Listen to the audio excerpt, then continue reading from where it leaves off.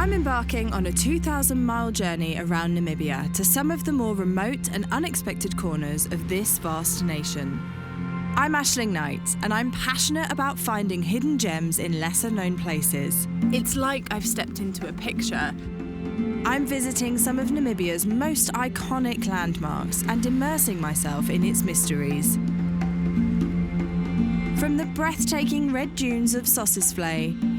This honestly looks like something that might have inspired Salvador Dali once upon a time. To encountering the country's astonishing wildlife. Oh my gosh! Oh my gosh! Dolphins jumping in the sunrise. From the architectural splendour of Luderitz to the ghost towns of Sperrgebiet. Kind of feels like I'm on a backlot at Universal Studios or something. I will be exploring the kaleidoscope of contradiction that makes modern Namibia so captivating.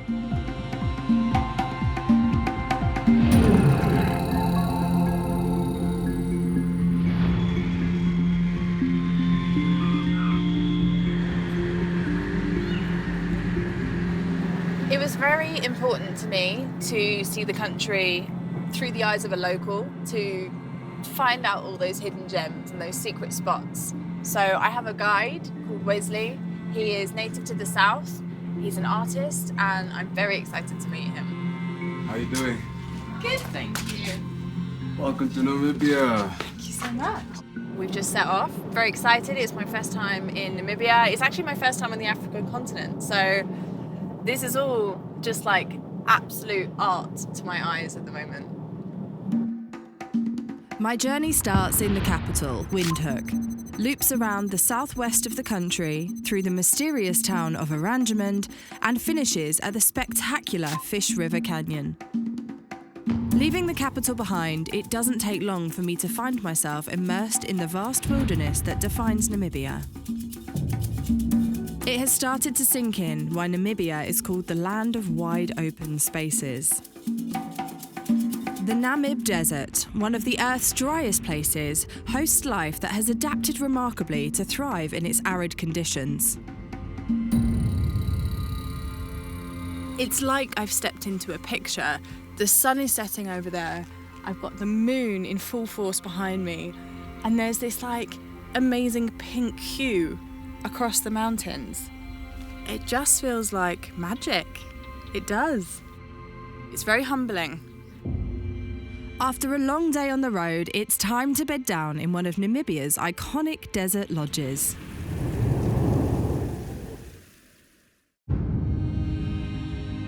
This has surpassed all my expectations. So when the sun rose this morning, I got my yoga mat out and just started to embrace this environment, because I never want to forget this feeling of waking up in somewhere so extraordinary. Staying in lodges is not the only thing that makes you feel close to nature here.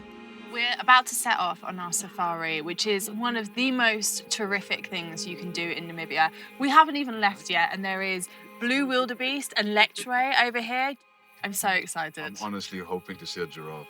Yeah? Or a rhino. Yeah, rhino for me. Yeah. Oh my gosh! Oh my gosh! That's amazing. I reckon that's a man and his two ladies. Player.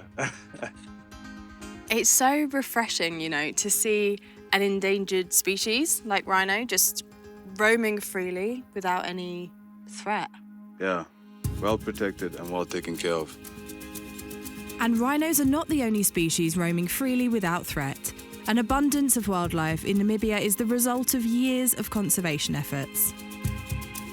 Cheers to an awesome game drive. A crazy adventure. I love it. That baby rhino. Baby rhino. I feel like I just want to stay here forever. The next day at dawn, we continue our journey to a place I've long waited to see.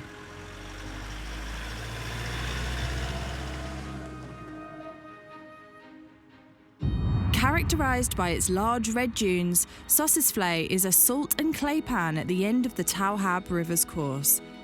It has some of the largest dunes in the world, reaching over 300 metres in height.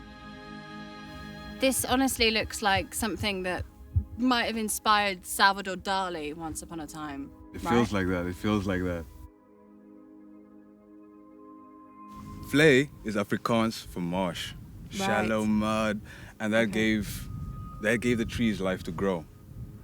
But due to extreme drought over like a long period of time, they just ended up like this. And they still get a little bit of moisture, just a little bit from the fog, from the coast, just to keep them like this. It's a wonder of Namibia, one of my favorite places. The dunes around the Sossusvlei area are known as star dunes, due to the wind shaping them from all directions. This natural wonder is heaven for photography enthusiasts. For as long as I live, I will never forget these dunes.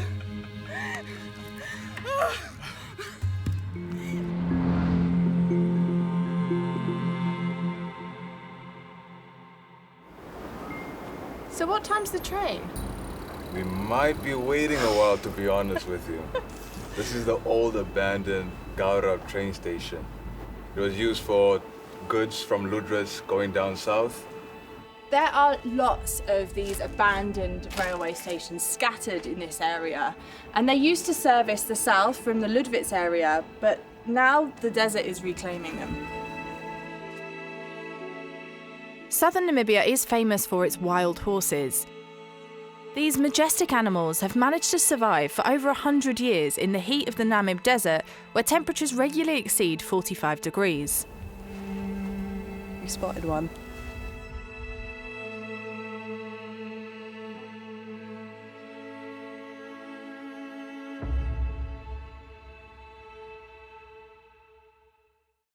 Now I'm heading to Luderitz on the Atlantic coast. As we get closer to Luderitz, I can sense we're getting closer to the sea. I'm really looking forward to seeing what Namibia's coastline has to offer. Luderitz is a beautiful harbour town. Originally a trading post following the discovery of diamonds in the early 1900s, Luderitz grew rapidly and enjoyed a sudden surge in prosperity. The town is known for its colonial architecture, marine wildlife, and the World Speed Challenge, an international kite and windsurfing competition. After a long day on the road, it's time for bed. And I can't wait to find out what tomorrow has in store for me. So it's early, and Wesley has surprised me with a boat ride, which is, yet again, not what you expect to do in Namibia. Yeah, when you're down south, when you're in Luderitz, it's something I really suggest you should do. Luderitz Bay is dotted with islands and lined with rugged inlets, hosting a bounty of wildlife, including seals, whales, and flamingos. So I was just told that this is called Kindergarten Island because the mama seals bring the babies here to keep them safe while the big seals go out and fish. These penguins are actually called the African jackass penguins. Not because they're mean or rude, but because they make the same sound as a donkey. Ah, okay. These heaviside dolphins are endemic to the Benguela ecosystem off the southwest coast of Africa. Dolphins jumping in the sunrise. It's perfection. Absolute perfection. Oh, look, and over there.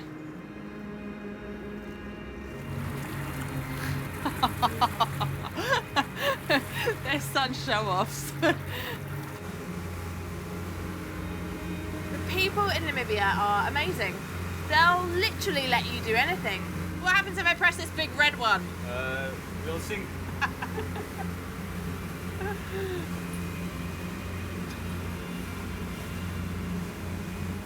Thank you. What an unexpected treat. Yeah, from the desert to the sea. I feel like I could use a drink, man. Yeah, me too. Let's go. Loved it. Loved it.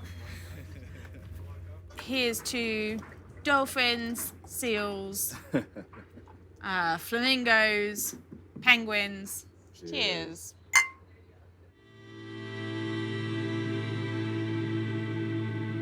Ten miles southeast of Luderitz lies Kolmanskop ghost town.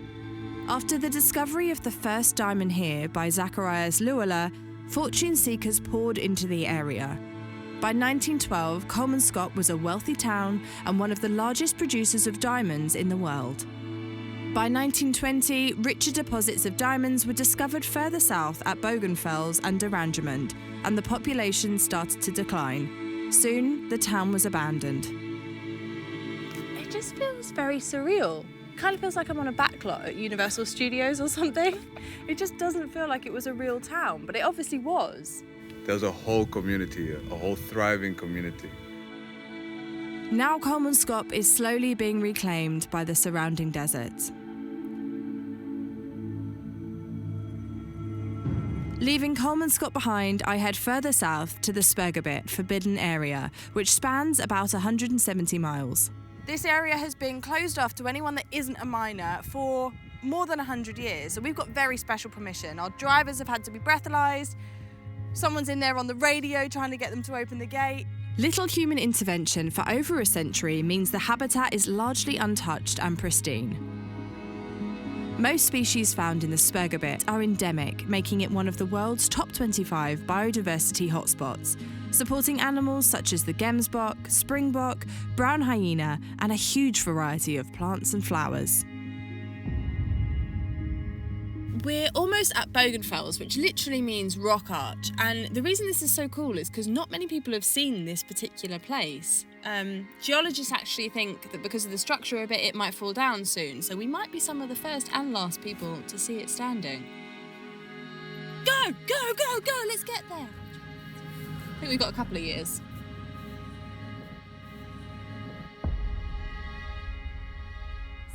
It's actually the highest coastal rock arch in southern Africa, 55 meters high. Yeah, it's pretty epic. It's pretty epic, and we're gonna climb it. Oh! We're gonna climb it. We're going up there. We're going up Okay. there. Okay. Woo! Whoa! Woo! Oh my goodness. On top of the world.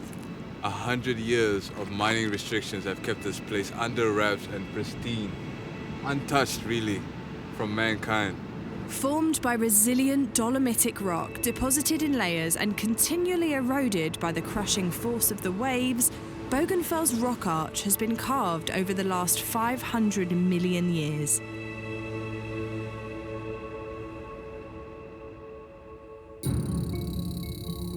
My journey is taking me further south to Baker's Bay, a truly wild corner of the country that few have visited. This is as remote as I have ever been. Who'd have thought that in the middle of Sperrgebiet, there'd be a seal colony? Do you see that island over there? Yeah. It's called St. Clair's Island, and it used to be a guano harvesting island. Now it's a marine protected area. You can see the seals right over there. They love it. They're just trying to chill and take it easy, but they can't take it too easy because of the brown hyenas. They're usually scavengers, not dangerous, skittish a little bit, but since there's no food here, they had to learn to be predators, and this is an easy source of food for them right now. As you can see, they're just chilling in the sun. If I was a brown hyena, this is a buffet. Yeah, they're pretty slow. They look like me on a Sunday morning. Although the entire area is off limits, in reality only about 1% of the Sperrgebiet is actually mined. The rest remains largely untouched. Wildlife is thriving here.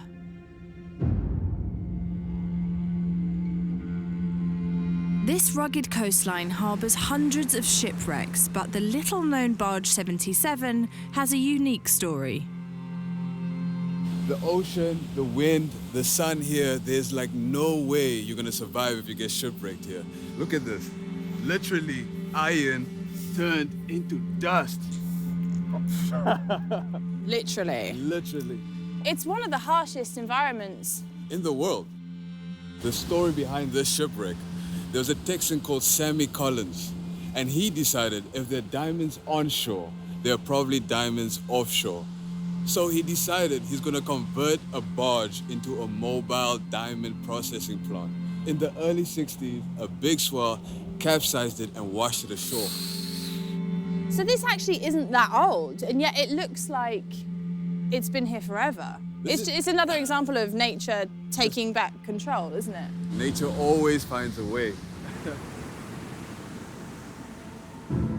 Leaving the forbidden area behind, I'm now heading south to the mysterious town of Oranjemund before finishing my journey at the spectacular Fish River Canyon. Nestled between the golden dunes of the Namib Desert, the roaring Atlantic Ocean and the Orange River, these contrasting settings make for a truly unique place. Built solely to service diamond mining, Oranjemund was closed to outsiders for 80 years and anyone with a criminal record was not allowed in the town.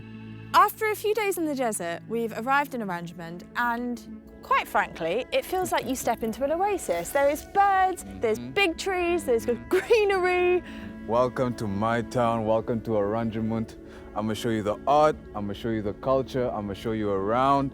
We're gonna have fun. This is it, this is the place that made me. I can't wait to explore this mysterious and intriguing place. Open to the public since 2017, Oranjemund's immaculate streets are a testament to a proud community, eager to welcome visitors and shine a light on what is Namibia's best-kept secret. The Jasper House Museum houses a wealth of historic artefacts, including a sculpture of coins protruding from the hull of the 500-year-old Bomb Jesus shipwreck. Oranjemund's mining heritage is writ large on the walls throughout the town.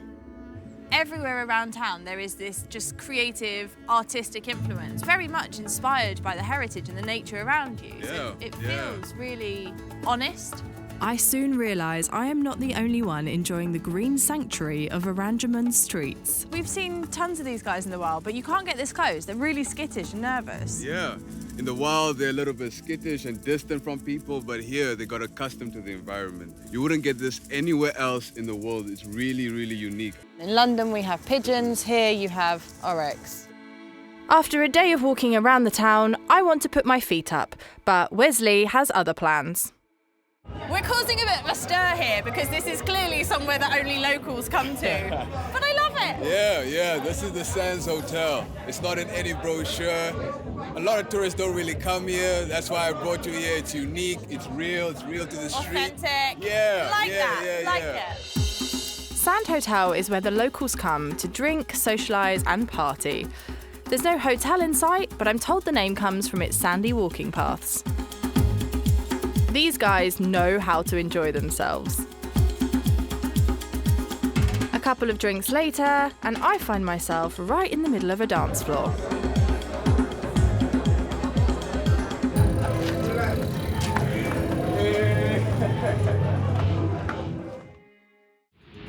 The following morning, Wesley takes me to see the mighty Orange River. It's the longest river in southern Africa, forming the border between Namibia and South Africa. Behind us is the Atlantic Ocean, and in front of us is the Orange River. And the river actually starts deep in the mountains in South Africa. It flows and gives life to agriculture and vineyards along the way until it gets here. The mouth of the Orange River is a Ramsar site, a wetland of international importance due to its abundance of bird species. There are countless outdoor activities to get involved in around Oranjemund. I'm about to experience Wesley's personal favourite. Okay. And we're gonna have some fun. Let's go. Quad biking is one of the best ways to experience the stunning dunes of the Namib Desert. You get to see places that are inaccessible by car and get an up-close look at the breathtaking landscape that makes Namibia one of the most beautiful countries in Africa. That was awesome. I knew you'd love it. Amazing. And now we have time for some sundowners.